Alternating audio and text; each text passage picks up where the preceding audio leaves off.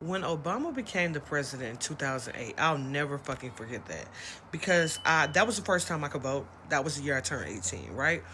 And I will never forget that day because I was attending at HBCU, the Fort Valley State University. Let's go Wildcats.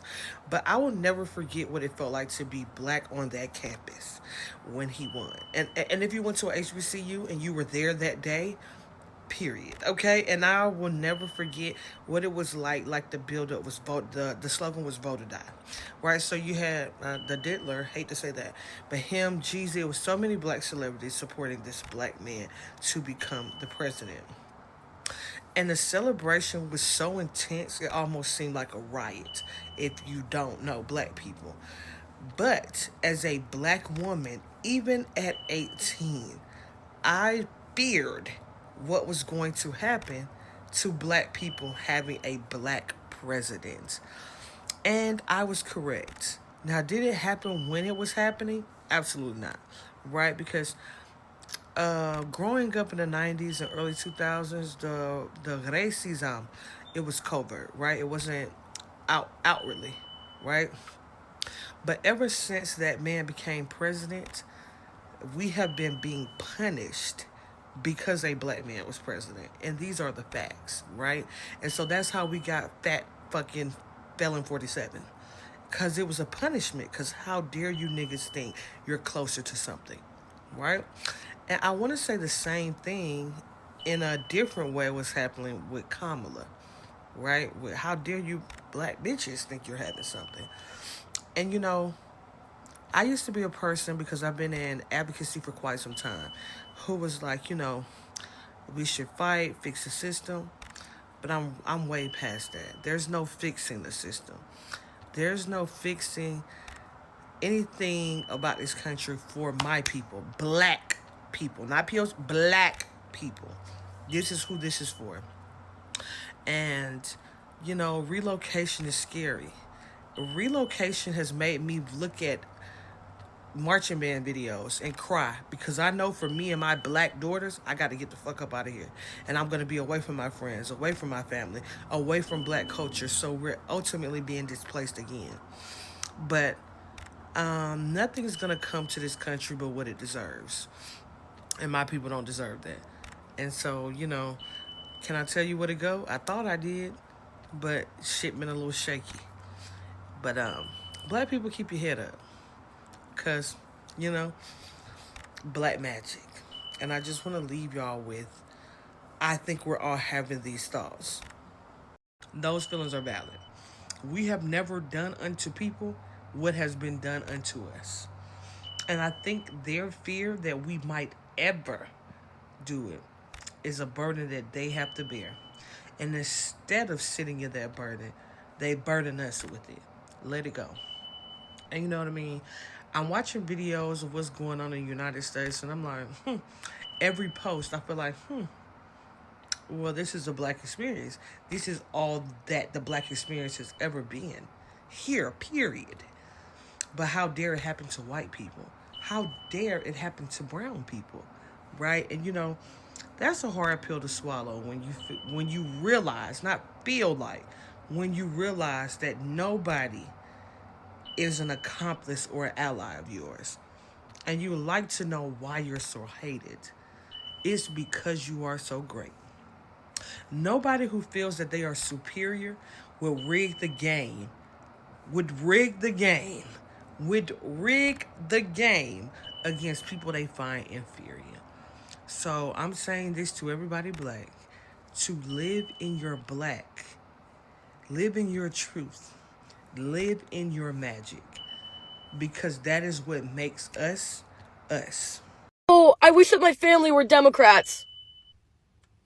Okay, my family are Democrats, but here's the thing. I literally was raised with a parasocial relationship to Barack Obama's daughters. I thought they were my best friends. Like, actually, I had Barbie dolls of the Obama family, and I was like, oh my gosh! I was like, oh my gosh, I thought that I was best friends with them. Because my family, had all this stuff about him.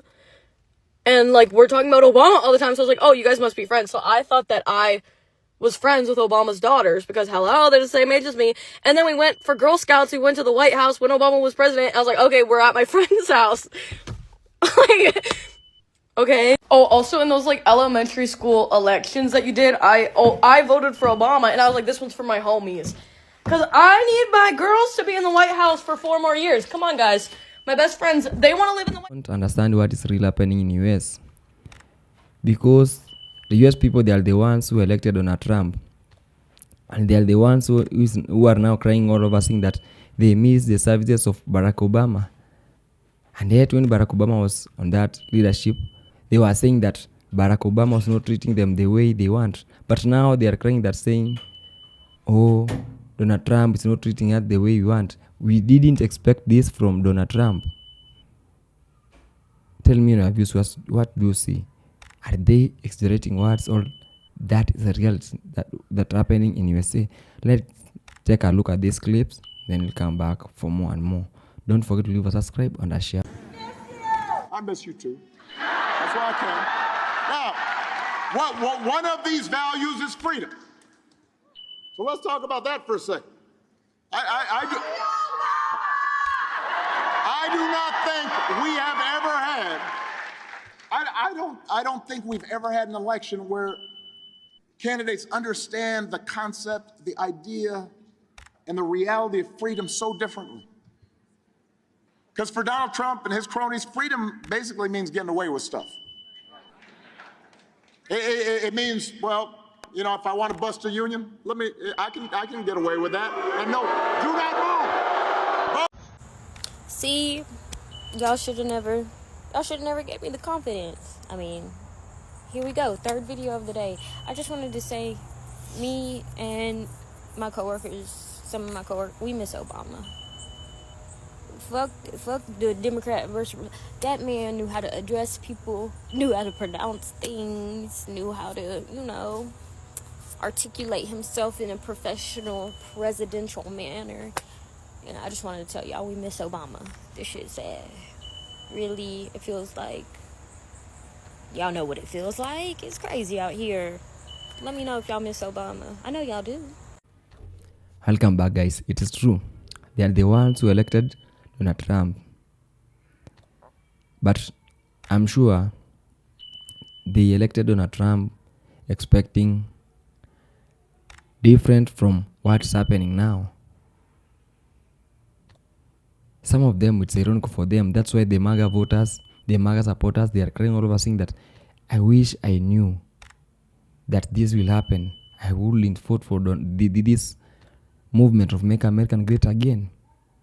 I wish I knew that Donald Trump will be one of the worst USA presidents. They are in the streets saying that Barack Obama was better. Barack Obama was better than this DJT. We know there are many people who voted for Donald Trump. Some of them, they are the farmers. And we have seen what happened to the farmers.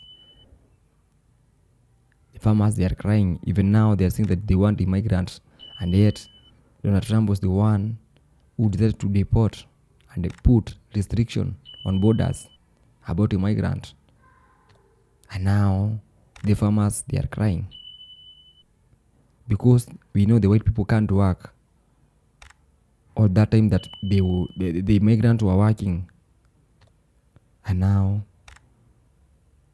even the same farmers, they don't have a place to sell their product, because we know, especially the soybeans farmers, they were selling their product to China. But what Donald Trump do to China people, raising the tariff, make the cut off, so that the China withdraw buying soybeans from US. And that's one of the main reasons that makes the farmers crying all over. This is Global Arrow. Don't forget to subscribe and share for more and more what's happening globally. If you're a new member, I really appreciate your presence. But consider giving a subscribe and a share for more.